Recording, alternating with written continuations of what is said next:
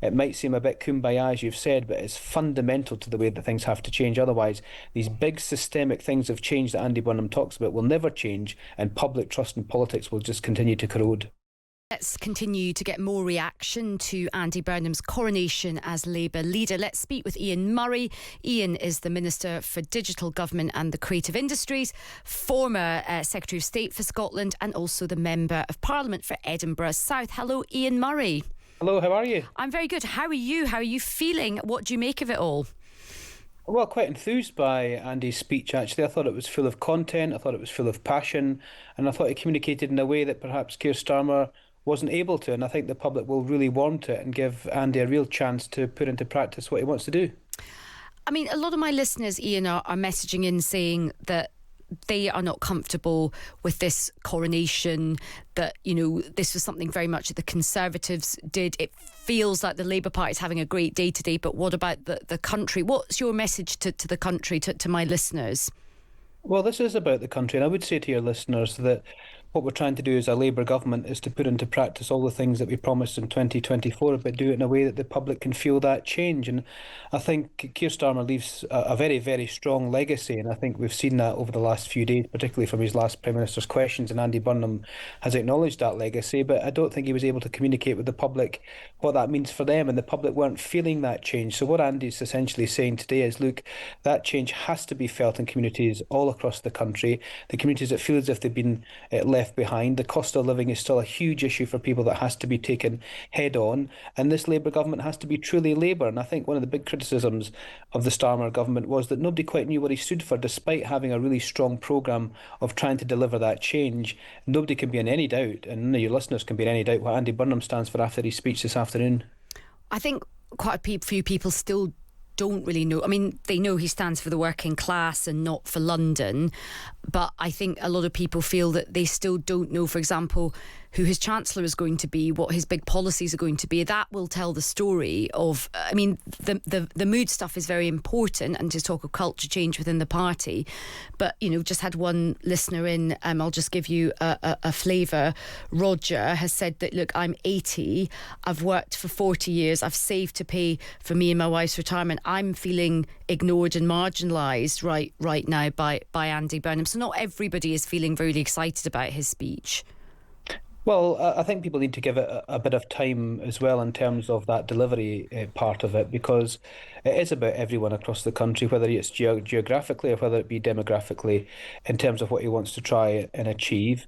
And he wants to be overtly Labour, and that's looking after the people that require a Labour government and a government to be on their side. I mean, Andy for us is his slogan, but he explained why that is because he wants to be seen as being on the side of the people in this country that the country hasn't really worked for over, as he says, the last 40 years. But I think he's laid out the five big things that he wants to do.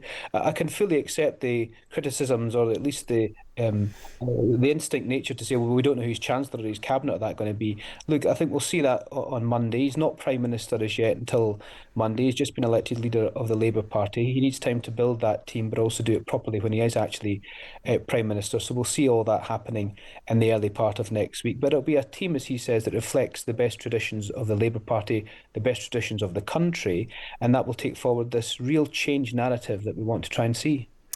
And look, Andy Burnham has talked a lot about changing the culture of the Labour Party, and he made a joke about how he had been briefed against in terms of this Burnham joke. I mean, you sort of found yourself at the sharp end of that sort of culture. People were quite shocked that you were sacked by Keir Starmer, and in fact you were Scottish Secretary. You were the only Labour MP to survive what was a political bloodbath in 2015. You were the last man standing just by yourself in Scotland for a long time. People were quite shocked when you got sacked, and in fact representations were made and you were given another job. You were quite cross about it at the time. When you reflect on that period of time, particularly how you were treated, what are your reflections on that culture, that quite difficult, aggressive culture that Andy Burnham refers to? Well, I think he's right to refer to it for a number of reasons. Firstly, the Labour movement and the Labour Party and the PLP works better when it's all working together, because it is, yes, a broad church, but that broad church can bring a real richness to political debate and policy development, and we should be encouraging that. Not shutting out people who have different views, but winning the debate and argument with them and taking on some of the ideas that they have. The Hillsborough Law, for example, has been built by the PLP, particularly Andy Burnham and Keir Starmer, coming together, but listening to the views of right across the PLP, and particularly MPs who have a real connection to that. So that's a really big, brave way of doing it. And I think changing the culture and changing that briefing culture is huge. I was at the sharp end of a huge briefing culture, and it was because they couldn't win the argument, they came after you in terms of briefing. There was briefings about me being on paternity leave. There was briefings about me not attending meetings because I was on paternity leave. All of that stuff is just corrosive because it's coming from people that you think are your colleagues and friends, and therefore it has to stop because it just undermines confidence, it undermines trust with the public, but also with the colleagues that you need to work with to deliver a big governmental change that Andy Burnham wants to deliver. So he's absolutely right to go after that culture, and I hope that the PLP and everybody in the Labour movement sees that cultural change and the briefings stop. And look, he's also talked about wanting to work in a more collaborative way across party. And a few of my listeners have messaged, in particular on issues like social care, which they would like to see that. But is that realistic, Ian? You know, we all like the idea of a bit more kumbaya politics. I love the idea of that. I think a bit more cross-party working would be good. But you know the rough and tumble of frontline politics. You know, you go up against the SNP and others very vociferously. Is that realistic in modern day politics to work cross-party? Well, it's realistic only if you have it takes two to tango. So every other party has to be part of this, because the big issues of the day, particularly social care, which what he's referring to, requires cross-party support, cross-parliament support, because otherwise people just see this as a political opportunity to hit a few extra political points, win a few arguments, collect a few more votes at the ballot box, and then nothing ever changes. And then we end up in this stagnation that I think politics is in at the moment, where nobody can do anything right for doing wrong. So I think you need every single political party to sign up to the fact that there are some big issues in this country, big systemic issues we have to deliver, social care being one of them, STEM education being another, big issues around the tax and welfare system.